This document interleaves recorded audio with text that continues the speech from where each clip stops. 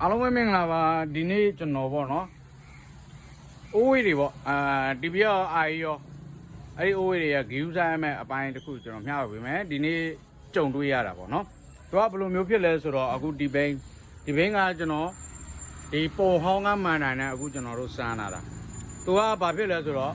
ဆရာတစ်ချက်ကျွန်တော်တို့ပြောပြပေးမပိုင်ရှင်ဆရာရှိတယ်ဒါပေမဲ့ကဲဘာဖြစ်လဲဆရာပြောပြကားကြီးကိုရှောင်ပြီးတော့ကားကြီးကိုဆောင်ဂျိုက်ထကြပါကားကြီးကိုရှောင်ပြီးဂျိုက်တယ်ပြုတ်ကြတယ်ဂျိုက်တယ်ပြုတ်ကြတဲ့စီမှာဂျိုက်ကကျွန်တော်ကြည့်တာနည်းနည်းကြီးတယ်ဖြစ်မယ်အချင်းကြီးအရန်ဆိုးတယ်ဖြစ်မယ်အဲ့ဒါဒီဆရာကဘာဖြစ်ဖို့လဲဆိုတော့ကျွန်တော်ပြပေးမယ်ကျွန်တော်တို့ပုံသေးရဲ့မှန်တိုင်းပါသွားတာဒီနားကနေစခောက်တာခောက်ပြီးပါသွားတော့ဗောနော်တဲပါသွား तू ကအဲ့ဂျိုက်ကြရပြီးချင်းမှာပဲဘာပြဿနာဖြစ်လဲဆိုတော့ညာဘက်ယူဆွဲချသွားအဲ့ဒီပြဿနာကြုံရတယ်ကြုံရတော့ကျွန်တော်တို့ကအခုဒီပုံဟောင်းဘိန်းတွေကမှန်တိုင်းကိုကျွန်တော်ဒီမှာအကုန်လုံး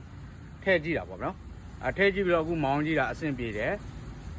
အဲ့တော့ကျွန်တော်တို့ကမှန်တိုင်းလဲဖို့ဆုံးဖြတ်လိုက်တာပေါ့နော်မှန်တိုင်းကတော့ဒီမှာကျွန်တော်တို့ကြည့်တာနည်းနည်းပါသွားတယ်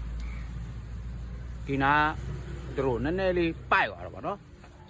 အဲ့ဒါလေးတွေဖြစ်တတ်တယ်နော်ဂျိုက်ကကျွန်တော်တို့အပွင့်အလုံးပြောရင်အကြတော်ရင်တော့ကောင်းတယ်အကြမတော်လို့ရှိရင်ကြီးမားတဲ့ပြဿနာတွေဖြစ်နိုင်တယ်ဆိုတော့ဟာလေးကိုပေါ့နော်ကျွန်တော်မျှဝေပေးတာအဲ့ဒါမောင်းတဲ့ဆရာများရှိရင်လည်းဒီဂျိုက်တွေပါတွေ့လို့ရှိရင်အရင်ပြစ်ချရတာတို့ဘာတို့မလုပ်ဘူးပေါ့နော်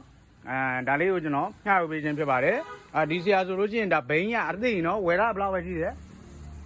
တလားကြောပဲတလားကြောပဲရှိတယ်မောင်းတာလည်းသိပြီးသွားဒါပေမဲ့ကြားတဲ့ဂျိုက်အချင်းတွေစိုးရတာဖြစ်တဲ့အတွက်ဒီဘိန်းလေးကမှန်တိုင်းလဲရမှာဖြစ်ပါတယ်ဒါလေးတွေကတော့ဖြစ်ပေါ်တတ်တာဖြစ်တဲ့အတွက်ကျွန်တော်မျှဝေပေးခြင်းဖြစ်ပါတယ်အားလုံးကိုကျေးဇူးတင်ပါတယ်ခင်ဗျာ